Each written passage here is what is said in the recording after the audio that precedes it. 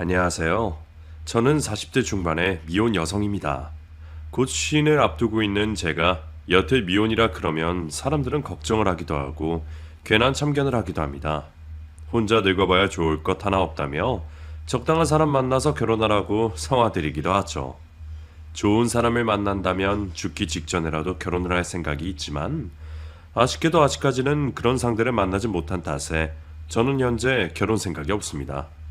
제가 당장 혼자 먹기 살기 아쉬운 사정도 아니고 노후를 걱정할 만큼 궁색한 형편도 아닌 탓에 결혼은 아직도 먼 이야기 같기만 하네요. 사실 저는 독신주의까지는 아닐지 몰라도 결혼에 대해 긍정적인 생각을 하는 사람은 아니었습니다. 특히나 대한민국에서 여자로 살면서 결혼은 피할 수 있다면 피하는 게 좋을지도 모른다고 생각하는 편이었죠. 누군가는 이런 제 생각이 잘못되었다 말하실지도 모르겠지만 그런 피해자를 바로 옆에서 지켜봐온 제게는 결혼은 두렵고 걱정스러운 일이었습니다. 제가 말하는 그 피해자는 바로 저희 엄마였어요. 여자로 태어났다는 이유 하나만으로 온갖 고생을 다 하시고 결혼을 하시고서 절대로 행복하지 못하셨던 분이셨죠. 너무 좋은 분이셨던 저희 엄마가 결혼 때문에 그 고생을 하신 것을 보고 자란 저와 제 자매들은 결혼에 대해 절대 긍정적인 생각을 할 수 없었습니다.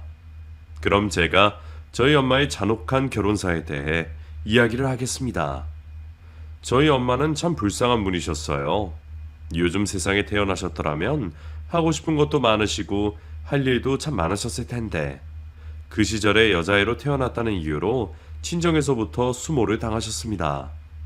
남자 형제만 많았던 집에서 태어난 저희 엄마는 딸이라는 이유로 위로 오빠들에게 양보하고 무시당했고 늘 오빠들에게 밀려 부모님께 사랑을 충분히 받지 못하셨습니다. 아무리 남아선호 사상이 심하다 하더라도 아들이 없는 것도 아니고 그 많은 자식 중 유일한 딸인 엄마를 예뻐하실 만도 했는데 저희 외갓집은 무척 가부장적이고 남아선호 사상이 너무나 심하여 여자나 딸들은 무시당하는 존재였습니다.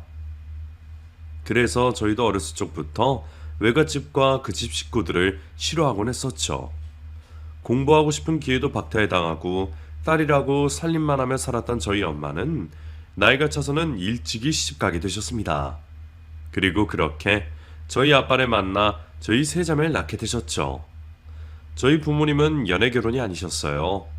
그 시절에는 남녀 칠세 부동석이라며 연애하는 것보다는 선 봐서 결혼하는 게 훨씬 더 많은 시절이긴 했지만 저희 엄마가 아버지와 결혼한 것은 조금 특별한 인연이었습니다. 바로 제 친할머니 되시는 분이 엄마를 콕 집어 데려가셨기 때문이죠. 저희 아버지는 3대 독자로 저희 외갓집만큼이나 제 친가에서도 남아선호 사상이 셌습니다. 대를 이을 아들이 달랑 한 명뿐이었으니 그 자식을 얼마나 어화둥둥하며 키우셨을까요? 친할머니는 그런 집에 시집을 와서 딸만을 낳으시다가 고생 끝에 아버지를 낳으셨고 그 일을 두고 주고 자랑하시며 평생의 업적으로 생각하시는 분이셨습니다. 그리고 그렇게 태어난 저희 아버지는 그런 집안에서 못 누릴 것 없고 거칠 것 없이 자라신 분이셨죠. 제 친할머니는 아들이 많은 집에 유일한 딸인 저희 엄마를 보며 탐을 내셨고 아들 많은 집안에서 태어난 엄마가 틀림없이 아들을 낳아 4대 독자를 이어갈 거라 생각하며 그런 이유에서 엄마를 데리고 왔습니다. 그리고 제 부모님 두 분은 어른들에 의해 연을 맺어 결혼 생활을 하게 되셨죠. 친할머니는 저희 엄마에게 기대가 상당히 많으셨고 귀한 집에서 데려온 아들 낳아줄 귀한 며느리라며 무척이나 귀한 대접을 해주셨답니다. 3대 독자인 아들만큼이나 며느리를 대해주셨으니 고모들의 질투가 이만저만이 아니었죠. 자기들이 받지 못한 사랑을 며느리가 받는다며 할머니 몰래 이래저래 괴롭히셨던 모양이에요. 그래서 엄마는 처음 시집을 가서 시어머니의 사랑을 받으면서도 늘 좌불안석이고 마음이 편하지 못하셨습니다. 어린 나이에 남의 집에 시집가서 의지할 것도 없었던 엄마가 시누이들 등살에 고통에 시달리는데도 저희 아버지는 아무것도 모르셨습니다. 처음부터 중매 결혼인 탓에 저희 엄마에게 별 관심을 두지 않으셨던 아버지는 결혼 후에도 가정적인 모습보다는 술을 즐기시고 늘 집안과 밖에서 취해 계셨기 때문이죠. 고모들이 엄마를 괴롭히는 걸 보셨더라도 도와주셨을까 싶지만 어쨌든 저희 엄마는 혼자서 고모의 괴롭힘을 감내해야만 했습니다. 하지만 엄마가 고모들에게 시달리는 것도 그리 오래 가진 않았습니다. 엄마가 첫째인 저를 낳으시게 되면서 엄마를 향한 할머니의 관심이 확 사그라들었으니까요. 줄줄이 아들을 낳을 거라 기대를 받았던 엄마가 저를 낳고 둘째 역시 딸을 낳게 되자 할머니는 그때부터 엄마를 압박하셨습니다. 셋째는 무조건 아들이어야 한다며 협박까지 하셨다죠. 하지만 셋째 역시 딸이 태어나고 친할머니는 크게 좌절하셨습니다. 오로지 아들 많은 집안의 딸이라 데려왔던 것인데 당신의 기대가 모두 물거품이 되었다며 그때부터 저희 엄마를 무시하시고 사람 취급도 하지 않으셨답니다. 할머니도 고모들을 낳으시고 구박을 받으셨다더니 역지사지라는 것이 되지 않는 건지 어떻게 똑같은 상황에 똑같이 괴롭힐 수 있었던 건지 모르겠네요. 결국 엄마는 그날 이후로 그 집에서 아들을 못 낳았다는 이유로 고난에 당하셨고 줄줄이 딸인 저희 세자매 역시 필요도 없는 천덕꾸러기 취급을 받아야 했습니다. 할머니는 매일 엄마를 괴롭히고 구박을 일삼으셨고 엄마는 잘못한 것도 없이 죄인 취급에 시달리셔야 했죠. 아이를 엄마 혼자 낳은 것도 아닌데 아버지는 그런 엄마를 보듬어 주지는 못할 망정 시댁 식구들과 합세하여 점점 더 엄마를 괴롭히기만 했습니다. 벌써 딸만 셋인데 가만히 있는 엄마를 들들 볶으셨어요. 혹시나 싶어 아이를 가질 수도 그렇다고 갖지 않을 수도 없던 엄마는 늘 괴로워하셨습니다. 앳된 얼굴에 인상 좋았던 저희 엄마가 매일 그런 구박과 괴롭힘에 시달리는 것을 보며 저희도 괴로웠습니다. 그때 저희 세 자매가 아무리 어렸다 하더라도 알만한 건 다 알만한 나이였어요. 저희가 아버지와 할머니에게 구박을 당하고 엄마가 무시를 받는 것이 전부 아들 때문이라는 걸 저희도 잘 알았습니다. 그래서 저희는 괜히 엄마에게 더 미안하곤 했어요. 우리 중에 하나라도 아들이었으면 우리 엄마가 그렇게 힘들진 않았을 텐데 우리는 엄마에게 미안하다란 생각하며 저희가 어떻게 할 수 없는 일인데도 불구하고 자책을 하게 되었죠. 엄마가 불쌍하고 미안한 생각에 저희가 엄마 편을 들어보고 하기도 했었습니다. 할머니나 아버지가 소리를 지르고 윽박지를 때면 그러지 말라고 앞에서 가로막고 엄마를 지키려고 했어요. 하지만 저희가 나설수록 도움은커녕 악순환이 반복되었습니다. 할머니, 엄마한테 그러지 마세요. 엄마 잘못 없잖아요. 소리 지르지 마세요. 뭐? 이 쓰잘데기 없는 게 지 할머니한테 소리를 지르고 있네. 이래서 딸년들은 안 되는 거야. 네 엄마 혼나는 거 보기 싫으면 니들이 고추 달고 나오지 그랬어. 이 아무짝에도 쓸모없는 것들이 눈치만 빨라가지고 말이야. 지들도 새끼라고 지 엄마 감싸는 것 좀 보게 해.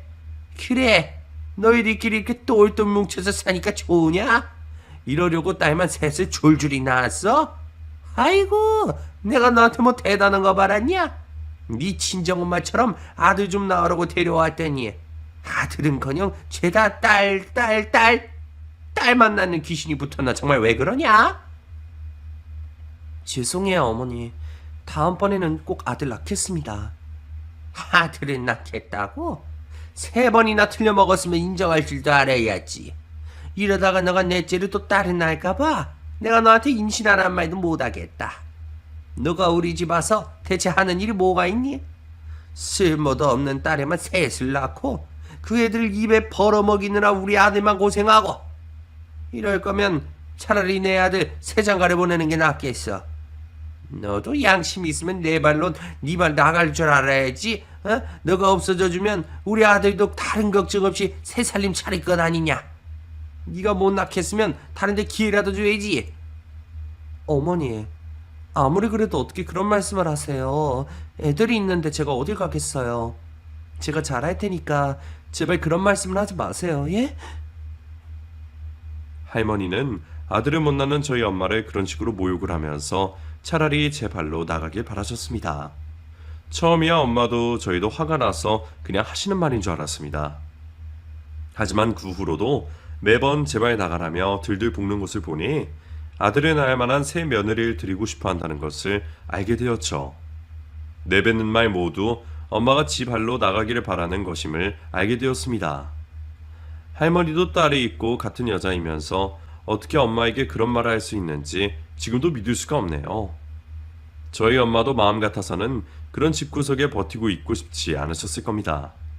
능력만 있으시고 아니면 저희만 없으셨더라면 당장 이혼하고 자유를 찾으셨을지도 몰라요. 하지만 엄마는 저와 동생들 때문에라도 그럴 수가 없으셨습니다. 자식을 버리고 나갈 수도 없고 저희를 데려간다 해도 자식 셋을 혼자 키우시기 어려우셨기 때문에 어떻게든 그 집에서 버티는 게 낫다고 생각하셨을 거예요. 친정도 시댁도 어느 하나 편히 되어주지 못한 엄마는 저희 때문에 그 수모를 견디셔야 하셨습니다. 하지만 그렇게 버티고 버티던 저희 엄마도 결국 어느 날 난방도 안 되는 창고 다락으로 쫓겨나고 마셨습니다. 엄마에게 새 며느리를 데려올 거니 집을 나가라던 할머니가 정말로 새 며느리를 들이셨기 때문이죠. 아무리 남아선호 사상이 심하다 하지만 그 시절에 첩을 들인다는 게 말이 안 되는 일인가요? 저희 엄마가 친정만 제대로 계셨더라도 그런 꼴을 그냥 보고 있지 않으셨을 겁니다. 하지만 엄마 편은 너무 어린 저희뿐이었고 엄마는 말도 안 되는 그 상황을 그냥 두고 보실 수밖에 없으셨습니다. 에휴, 당신은 미련한 거야? 고집이 센 거야? 이런 상황에서 끝까지 버틸 생각이 들어? 그냥 적당히 하고 당신도 포기하고 그냥 나가지. 이혼해달라고 할 때 해주면 이런 걸 안 봐도 되는 건데 왜 괜히 엄한 사람 나쁜 놈 만들고 그래? 결국 엄마와 아버지가 쓰던 방은 처음 보는 웬 여자가 차지하게 되었고 그때부터 엄마는 극심한 정신적 고통에 시달려야 하셨습니다. 당신에게도 고통이었겠지만 어린 자식들 보기에도 못할 짓이다 싶으셨는지 저희에게 매일 미안해하곤 하셨습니다. 그 후로 첩까지 합류해서 온 식구들이 저희와 엄마를 괴롭혔고 저희도 그 꼴을 두고 볼 수가 없었어요. 결국 시달리다 못한 엄마는 집을 순순히 나가기로 하셨습니다. 간통이나 외도에 대한 잘못은 아무것도 묻지 않는 대신 저희 양육비를 꼭 지급받기로 약속을 하시고 말이죠. 그렇게 첩에게 자리를 뺏기고 도망치듯 집을 떠났지만 아버지 쪽에서는 약속과 달리 아무런 지원을 하지 않으셨습니다. 재산분할은커녕 양육비 한 푼도 받지 못하셨죠. 아마 그 집 식구들은 처음부터 그럴 생각이었을 거예요. 같이 지냈을 그때에도 딸인 저희들과 엄마는 쓸모없는 객식구에 불과했으니 말입니다. 결국 엄마는 그 후로 혼자서 저희를 먹여 살리기 위해 온갖 고생을 하셔야 했습니다. 당장 손에 아무것도 없으셨거든요. 여자들이 하기 힘들다는 막노동 일부터 공장이며 파출부까지 나가시면서 돈이 된다면 뭐든지 가리지 않고 닥치는 대로 일을 하시고 돈을 벌어야 했어요. 이미 오랜 시집살이에 몸도 마음도 상한 저희 엄마가 그 고생 때문에 얼마나 수명을 깎인 건지 모르겠습니다. 예전에는 그 집이 지긋지긋해서 벗어만 나면 행복할 거라 생각했는데 엄마가 먹고 살려고 온갖 고생을 하신 걸 보니 그나마 돈 걱정하지 않던 그때가 나은 건가 싶은 생각마저 들었었습니다. 그렇게 어릴 적부터 엄마의 고생을 보고 자랐던 저희 세 자매는 엄마의 고생을 덜어드리고 싶은 마음에 하루빨리 엄마를 편하게 해드리겠다며 각자의 재능을 살려 열심히 지내게 되었습니다. 지금이야 힘들었지만 열심히 노력했다라는 글 몇 문장으로 우리 가족 모두의 고생을 간단하게 적을 수 있겠지만 다시 생각해봐도 정말 치열하게 살았습니다. 각자 서로의 상황은 달랐지만 저의 경우 밥 한 숟가락, 잠자는 1분을 아까워하며 공부를 했었죠. 그런데 오히려 앉아서 공부만 하는 제가 다른 자매들보다 더 편했을지도 모릅니다. 둘째는 학창시절 때 일찍이 자신의 재능과 관심을 발견하고 있는 제가 제빵의 길을 선택했고 성인이 되어서 좀 더 높은 결과물을 위해 일본으로 유학을 가게 되었죠. 그곳에서도 학업과 일을 동시에 하며 스스로의 생활비와 유학비용까지 해결하는 대견한 동생이었습니다. 막내 또한 엄마와 언니들의 보호 속에 있기보단 스스로 자립하여 하루라도 빨리 엄마에게 도움이 되고 싶어 했고 공인중개사 자격증을 취득 후 일찍이 사회생활을 하고 있었죠. 언니인 저보다 훨씬 더 멋진 동생들이었습니다. 엄마의 희생뿐만 아니라 동생들의 희생과 지원이 있어 제가 공부에만 집중할 수 있었죠. 그 덕택에 저는 그 어렵다던 사법고시를 다른 사람들보다 금방 합격할 수 있었습니다. 물론 사법고시가 고생 끝 행복 시작은 아니었지만 말이죠. 한국에서 가장 어렵다는 시험을 합격한 사람들만 모여 그 안에서 또 눈에 보이지 않는 경쟁을 하는 게 심적으로는 사시생 시절보다 더 힘들었던 것 같아요. 좋은 성적을 받아야 낮은 성적의 연수생보다 상대적으로 넓은 선택의 기회가 있었기에 그걸 아는 동기생들 모두 서로를 경쟁자로 생각했거든요. 그렇게 한 번 더 죽을 힘을 다해 공부를 해야 했습니다. 노력하지 않은 전국 수재들 사이에서 나름 상위권 성적을 받았던 저는 판사와 검사 지원을 하지 않고 저 능력을 인정해준 로펌 회사에 들어가게 되었습니다. 물론 저희 집 형편 때문에 조금이라도 일한 만큼의 수당을 가져갈 수 있는 변호사직을 선택한 이유도 있었어요. 하지만 그것보다 연수생 시절 때 하게 된 현장 실무 중 검찰 시보를 하면서 제가 검사를 지원하기에는 많은 부족함이 있다는 걸 느끼게 되었고, 그 직업보다는 법적 자문으로 의뢰인을 구제할 수 있는 변호사라는 직업의 매력을 느끼게 되었습니다. 이제 막 1년차 로펌 변호사인 제 기본급은 얼마 되지 않았지만 그것만으로도 우리 가족들 모두 입이 떡 벌어질 만큼의 큰 돈이었어요. 거기다 추후 수임료에 대한 인센티브를 생각하고 더 시간이 지나 파트너 변호사까지 된다면 평생 고생하신 우리 엄마 호강을 시켜줄 수 있었습니다.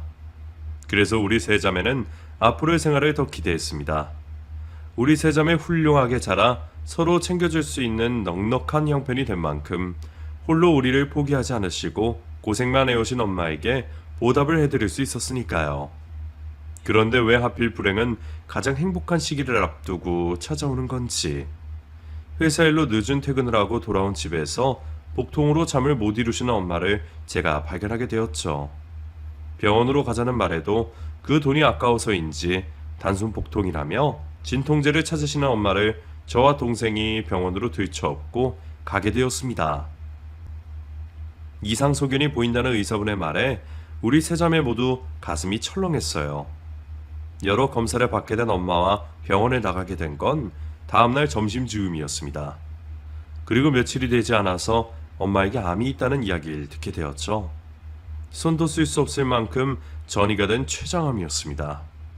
평소 육체적으로 힘든 일을 하시면서도 운동은 빼놓지 않으시던 엄마이셨습니다. 우리 세 자매 지질이도 돈이 없을 때도 엄마의 건강을 위해서 서로 돈을 모아 영양제와 한약 등등 몸에 좋은 건 빼놓지 않고 해드렸어요. 우리 세 자매 엄마에게 호강을 시켜줄 수 있을 때까지 오래오래 건강하게 사시길 바라는 마음이었으니까요. 우리가 낳은 자식들 결혼식까지 보셔야 하는 엄마인데 아직 젊은 나이에 시한부 판정이라니. 세상에 평생 고생이란 고생은 다한 우리 엄마에게 어떻게 이럴 수가 있는 건지. 신이 있다면 되묻고 싶더군요. 잔인했던 건 이 비극적인 상황을 슬퍼할 시간도 없었습니다. 하루가 다르게 기운이 없어지는 엄마에게 조금이라도 좋은 기억을 남겨주기 위해 우리 세 자매 모두 눈물을 감추고 웃는 얼굴로 엄마와 여러 추억을 쌓아야 했습니다. 힘들고 고된 시간은 천천히 지나던데 엄마와 얼마 남지 않았던 시간은 왜 그리도 빠르게 흘러가는 건지. 결국 엄마와 헤어지는 시간이 다가왔고 24시간 찾아오는 고통을 관리하기 위해 호스피스 병원으로 가시게 되었죠. 자신만 생각해도 될 텐데 평생 자신의 모든 것을 내어준 엄마는 무엇이 그리도 우리에게 미안한 게 있는 건지 마지막까지 우리에게 미안해 하셨습니다. 우리 예쁜 정민이, 선민이, 지민이 마지막까지 엄마 호강시켜주겠다고 고생해줘서 고마워. 덕분에 엄마 세상 떠나기 전에 너무 많은 행복과 추억을 가지고 가게 되었어. 남들에게 창피하고 못난 엄마였을 텐데 항상 사랑해 주어서 너무 고마웠어. 그리고 엄마가 항상 너희들 발목을 잡는 사람이 되어서 너무 미안했고 다른 엄마들처럼 멋있는 엄마가 되어주고 싶었는데 그렇게 못해줘서 너무 미안하다. 그리고 어른들도 견디기 힘든 환경에서 너희를 자라게 한 게 너무 미안하고 엄마 떠난다고 슬퍼하지 말어. 엄마는 항상 너희들 곁에 있는 수호천사가 되어서 못다한 엄마 노릇하고 있을게. 마지막까지 못난 모습 보이고 너희들 힘들게 해서 미안하다. 평생 너희를 사랑했고 영원히 사랑할게. 내 첫사랑이자 마지막 사랑인 내 딸. 미안하다. 엄마가 미안해. 그 말이 엄마에게 들었던 마지막 말이 되었습니다. 엄마가 눈을 감으시기 전까지 눈물을 참고 웃음을 보여야 했던 우리는 마지막 말을 하시고 숨을 거두시는 엄마를 보고서야 참았던 눈물을 터뜨릴 수 있었습니다. 우리 세자매 더 이상은 느낄 수 없을 엄마의 따뜻한 몸을 한참 동안 끌어안고 울었죠. 그렇게 평생을 고생만 해오신 엄마를 저희 세자매 손으로 떠나 보내드리고 왔습니다. 그래도 사람된 도리로서 조문이라도 올 줄 알고 연락한 아빤 저희 연락을 받고도 힘들어한 모습을 보였습니다. 괜한 연락을 한 것에 후회를 하고 있다 보니 20년 가까이 모른 척 덮고 있던 아빠와 할머니에 대한 분노가 다시금 올라오는 걸 느끼게 되었죠. 그 감정은 저만이 느끼고 있던 것이 아니었습니다. 제 동생들 모두 저와 같은 감정들을 느끼고 있더군요. 말로 뱉을 수도 없을 만큼의 분노였습니다. 겨우 남자 자식을 낳지 못한다는 이유로 지방과 아빠에게 잘하고 있는 엄마를 지독하게 괴롭혔고, 본처가 있는 상황에 투명인간 취급하듯 당당히 첩을 데려와 다락으로 내쫓았으니까요. 거기다 자신들이 엄마를 내쫓으며 약속한 지원마저 손바닥 뒤집듯 어기기까지 했죠. 그 사람들이 아주 조금만 도움을 주었더라면 엄마는 자신을 돌보는 시간 정도는 있었을 것이고 살아남기 위한 스트레스도 덜했을 겁니다. 그렇게 생각하니 평생 호의호식하며 살고 있는 그 집안에 대한 분노가 끝없이 차오르더군요. 그러한 이유로 우리 세자매는 그 집안에 복수를 계획하게 되었습니다. 다 같이 머리를 맞대어 생각을 쥐어 짜내봤지만 좀처럼 생각나는 것이 없었어요. 부동산을 하는 막내 동생 덕분에 친부가 할머니에게 상속받은 건물로 은행 대출을 받았다는 정보를 알게 되었지만 그마저도 그 집안의 정확한 경제 사정을 보여주는 건 아니었습니다. 우선은 그 집안의 소식을 알아내며 정보를 쌓으며 지내게 되었죠. 그런데 정말 웃기더군요. 대를 잇는 아들 낳겠다고 그렇게 못된 짓은 잔뜩 하더니 정작 귀하게 낳은 외동아들은 사람 구실도 못하고 있었습니다. 자세히 알아보고 할 것도 없이 친부가 살고 있는 동네에서는 유명하더라고요.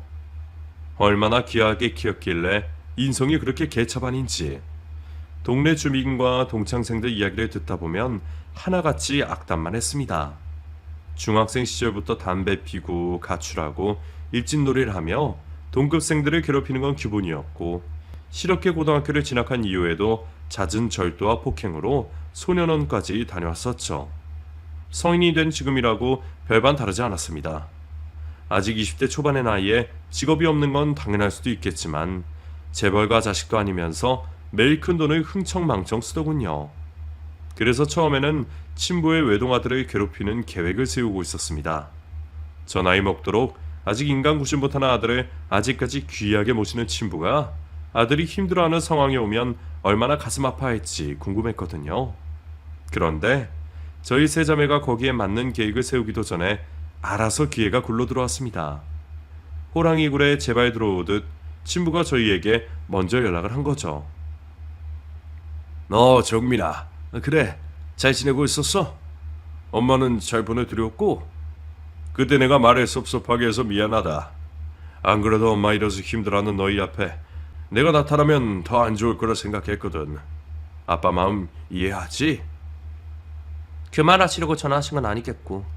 무슨 일로 연락하신 거예요? 그게 말이지. 아무리 내가 아빠라고 하지만 평생 연락도 없다 이런 부탁을 해서 미안하다. 정말 면목이 없어. 그런데 내 상황이 정말 급하고 위험한 상황이라서 그래. 너 신부전증이라고 아냐? 아빠가 그 몹쓸 병에 걸렸어.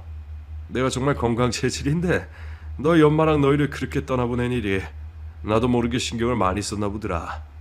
아마 그런 스트레스가 작용해서 내가 술도 더 마셨던 것 같아. 보통 이 나이 남자들이 나이 들면 몸 여기저기 아프게 마련이라 대수롭지 않게 넘겼는데 내가 글쎄 신부전증이더라.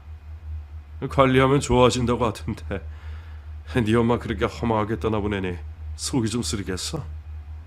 그 쓰린 마음 달래줄 거라고는 수밖에 없으니 먹다 보니 말기 신부전이라고 하네. 그래서 살려면 누군가의 신장을 이식받아야 하는데 너도 알다시피 고모들이랑 할머니는 나이가 있잖니.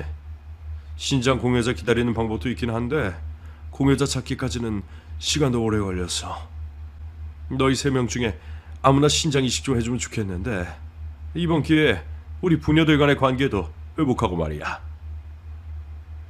우리 엄마와 저희들 때문에 술을 많이 먹었다는 소리는 개소리였습니다. 제 어린 시절 안방과 집 문 앞에 쌓여있는 다 먹은 빈 소주병만 해도 웬만한 사람 평생 먹을 소주병보다 많았을 거예요. 제가 기억을 못할 줄 알았나 봅니다. 하기야 친부에게 우리와 함께 지냈던 기억이 남아있기나 할까요?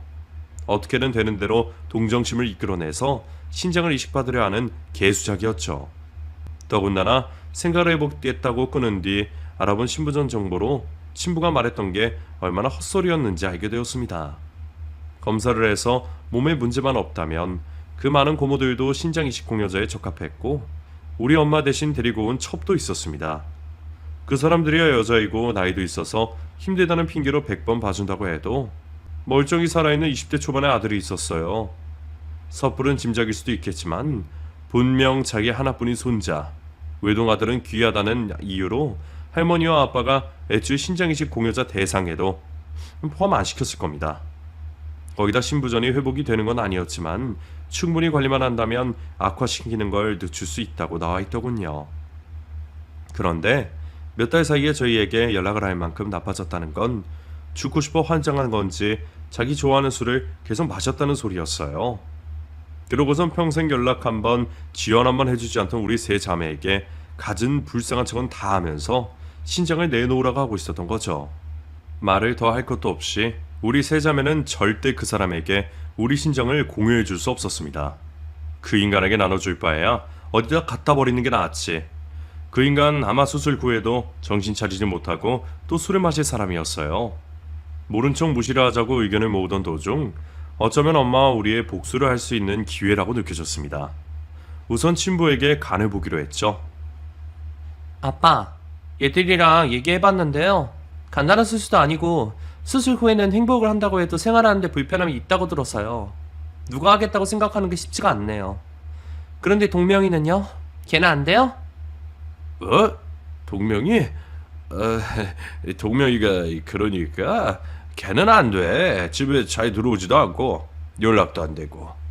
너희들 앞에 동생 욕하는 것 같아서 창피하지만 걔가 나쁜 친구들에게 깨어서 어릴 때부터 담배 연수를 해서 이식하기 힘들 거야. 정민아, 내가 너희와 엄마에게 정말 몹쓸 놈이었다는 거 알아. 그렇지만 어떻게 보면 너희가 이 세상에 태어나게 된 게 다 내 덕분 아니냐? 비는 물보다 진하다고 하는데 죽어가는 아빠 좀 살려줘라. 매일 투석 받는 것도 너무 힘들고 지치는구나. 저희도 별거 아닌 수술이면 해드릴 텐데 애들 모두 사회생활 중이다 보니 수술 후에 리스크가 너무 크게 느껴져서 고민이 되네요. 사회생활. 그래. 항상 돈이 문제지. 내가 너희 형편이 어떤지 모르겠지만 아빠 때문에 힘들게 살았을 거야. 미안하다. 그러면 내가 돈을 조금 보태주면 어떻겠니? 돈으로 거래한다고 생각하지 말고 내가 이전에 못다 해준 걸 해주고 또 앞으로 받아야 할 것을 미리 받는다고 생각하면 될 것 같은데. 이번 일로 우리 가깝게 지내면서 네 남동생 동명이와도 사이좋게 지내면 외로운 것도 덜하고 좋지 않겠니? 너도 대충은 알겠지만 할머니께 받은 건물이 얼마 정도 하는지 알고 있지. 그 건물 팔아서 미리 유산에 나눠주면 경제적으로 도움이 될 것 같은데 신장을 주지 않은 네 동생들에게도 나눠주고 내가 너희 지난날 고생한 만큼은 더 쳐줘서 동명이보다 좀 더 챙겨주마. 급한 놈이 우물을 판다고 하지만 고작 생각해낸 것이 돈이었나 봅니다. 그런데 이걸 어쩌겠어요. 이미 친부의 신장이식 전화를 받기 전에 우리는 친부의 부동산에 대해서 알아본 적이 있었고 그 이후 부동산에 대출이 있다는 것도 알고 있었죠. 할머니에게 받은 건물만 유산으로 말하는 걸 보면 다른 큰 돈은 없어 보였습니다. 하지만 우리는 그 말에 넘어간 것처럼 친부가 착각을 하도록 신장이식을 하겠다며 말을 하게 되었습니다. 그리고 신장 이식이 적합한지 검사를 받기 전 집에서 내쫓겨난 이후로 처음 친부와 만나게 되었죠. 얼마나 가식적인 사람인지 만나자마자 우리를 평생 그리워했던 것처럼 눈물까지 보이더군요.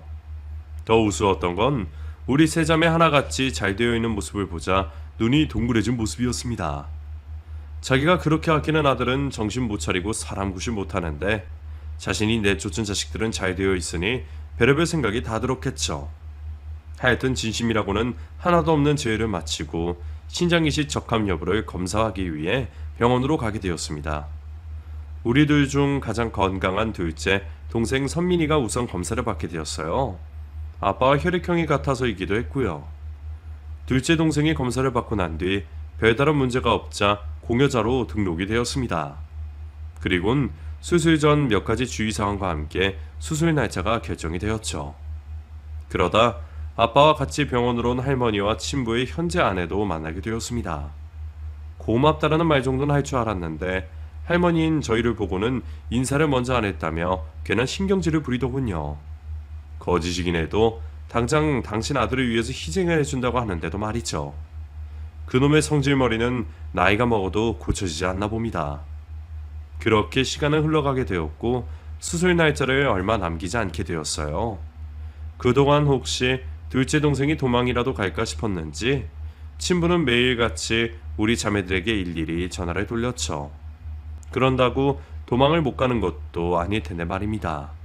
그 걱정을 실체화시켜 주었습니다.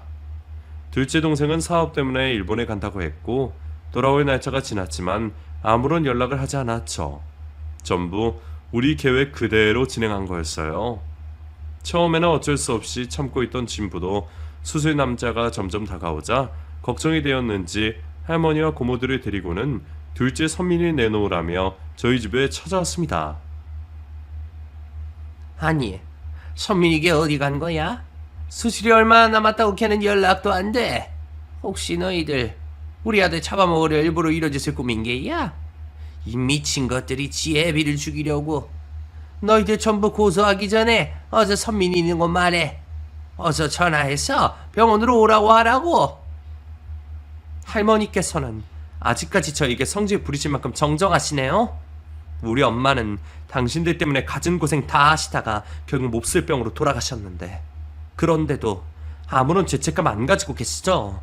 하긴 죄책감도 똑같이 사람으로 생각하는 상대에게 느끼는 거지 우리같이 사람 취급받지 못하는 것들에게 무슨 감정이라도 느끼시겠어요. 그런데 이걸 어떻게 해요? 우리도 선민이가 어떤 상황인지 어디에 있는지 모르는걸요. 그리고 설령 알고 있다고 해도 이렇게 고자세로 나오시는데 저희가 알려주고 싶겠어요? 뭐? 그래, 내가 미안하다. 애비가 잘못될 줄 모른다고 생각하니까 내가 감정이 지나쳤구나. 하나뿐인 네 애비다. 정말 이번 수술 아니면 죽어. 그러니 선민이가 무슨 상황에 있는지 모르겠지만 빨리 돌아올 수 있게 부탁 좀 하자. 글쎄요, 다 큰 동생을 지 마음대로 할 수 있는 것도 아니고 전 그렇게 급하시면 동명이한테 부탁을 하시죠. 저희보다 건장하고 체력도 좋아서 더 나을 텐데. 그리고 솔직히 걔 하는 것도 없어서 회복도 마음 놓고 할 수 있잖아요. 이번 기회에 사람 노릇도 좀 하자고요. 뭐? 동명이 난데 걔는 우리 집 4대 독자야. 걔가 너희처럼 쓰잘데기 없는 것들과 같은 것 같아? 나이 좀 먹어서 사람 흉내낸다고 귀한 내 손자와 비교를 할 수 있는 줄 아냐고? 이것들이 정말 보자 하니까 너 옛 기억 좀 떠오르게 해줄까? 옛날 네 어미처럼 비 오는 날 먼지등에 맞아 볼 거야? 해봐 이 노인네야. 아직도 쌍팔년도 구시대에 머물러 있지? 요즘 시대가 어느 때인데 당신이 내 할머니란 이유로 내가 반항조차 못할 것 같아? 우리 엄마 내 동생들 괴롭힌 당신들에게 복수하려고 오늘만을 기다렸어. 당신들이 이불 하나 돈 한 푼 주지 않고 내쫓아서 우리 엄마 그 고운 손이 남자 손보다 더 투박해지도록 일했어. 아들 낳으려고 우리 셋이나 낳아서 자식들 먹여 살리려고 일하면 닥치는 대로 했다고. 자신은 그 고생하면서 물로 배를 채우더라도 우리에게는 밥 한 숟가락이라도 더 먹일 만큼 희생하셨다고. 당신들이 최소한으로 도움만 줬어도 그렇게까지 살지 않았어도 되었어. 우리 엄마 암으로 고통스러워할 때 나 옆에서 그 모습 다 보았거든? 손 잡아주고 간호사 부르는 것밖에 못하는 내 기분이 어땠을지 알아? 죽어가나 엄마 보고만 있는 게 어떤 심정인지 아냐고. 당신도 똑같이 느껴봐. 당신 눈으로 죽어가는 아들이나 보고 당신도 얼마 남지 않은 인생 고통 속에 살라고. 우리 선민이 당신이 찾을 수 있으면 찾아봐. 혹시 알아? 빨리 찾으면 수술 당일 전에 찾게 될지. 나랑 지민이는 절대 이식해줄 생각 없으니 빨리 방법을 찾아봐야 할 거야. 제 말의 끝으로 충격을 받았는지 할머니는 쓰러지셨어요. 그 모습을 보고 저와 동생은 현관문을 닫아버렸죠. 제가 천벌을 받는 일이 있더라도 제가 뱉은 말처럼 할머니와 친부에게 고통스러운 시간이 있기를 바랬습니다. 하지만 나쁜 놈들은 바퀴벌레만큼이나 지기더군요. 결국 하나밖에 없는 아들 살리겠다고 그 귀한 손자를 드디어 희생시켰습니다. 동명이가 친부의 신장이식 수술을 하게 된 거죠. 저희가 원하는 만큼의 고통을 줄 수 없어 아쉽긴 했지만 저희의 복수는 한 가지 더 남아 있었습니다. 바로 유산으로 주겠다고 말한 건물이었어요. 신장 이식건으로 친부에게 접근하면서 알게 되었는데 감당하지 못할 만큼 빚이 있더군요. 건물 저당 잡아 대출을 받은 것도 그 때문이었습니다. 그런데 그 집에 돈을 벌 수 있는 사람이 몇이나 되겠어요. 수술을 받고 회복 중인 친부와 동명을 제외하면 나이든 노인인 할머니와 동명이 엄마밖에 없었죠. 우애가 좋은 형제들이면 그 많은 고모들이 십시일반해서 도와주겠지만 자기 하나뿐인 동생 신장 이식하는 것도 아까워하는 사람들인데 무엇을 기대하겠어요? 우리는 그 건물이 매물로 나오기만을 기다렸습니다. 그리고 일반 매물이 아닌 경매로 나온 그 건물을 우리 세 자매가 돈을 합쳐 낙찰받게 되었죠. 이런 경사에 우리들만 기쁠 수가 있나요? 저희는 바로 저희가 낙찰받은 건물의 가장 위층에 살고 있는 친부와 할머니에게 향했습니다. 초인종을 누르니 할머니가 나왔고 저희 자매들을 보더니 대뜸 욕부터 하시더군요.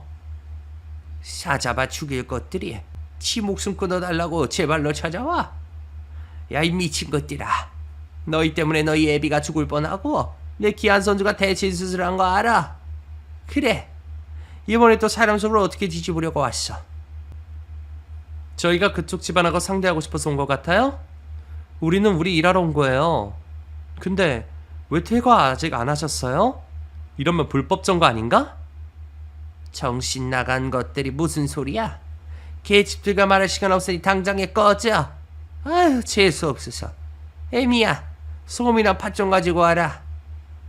이 건물 경매 넘겨졌죠? 그거 저희가 낙찰받았어요. 오늘 아직 정식으로 건물 소유주가 된 건 아니지만 혹시나 퇴거 안 하면 어떡하나 싶어 찾아왔어요. 아시죠?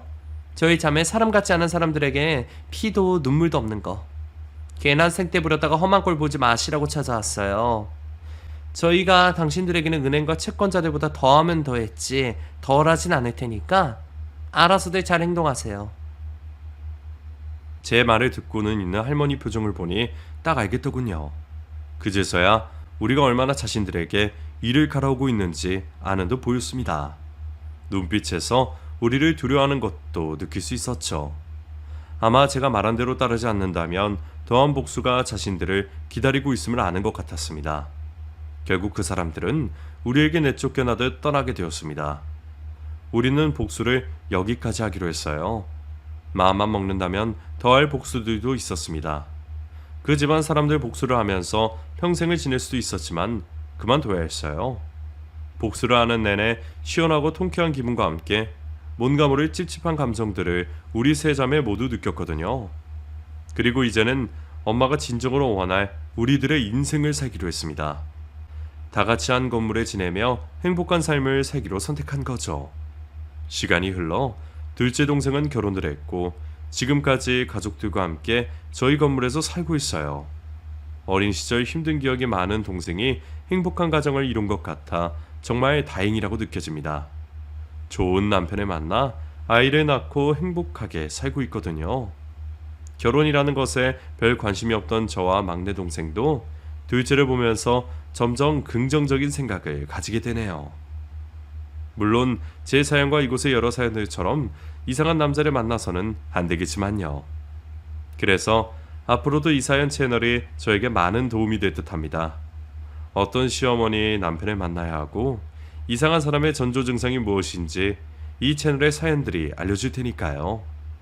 제 사연은 여기서 끝입니다. 앞으로 다시 이곳에 쓸 사연이 없기를 바라며 저는 이만 글을 마치겠습니다. 감사합니다.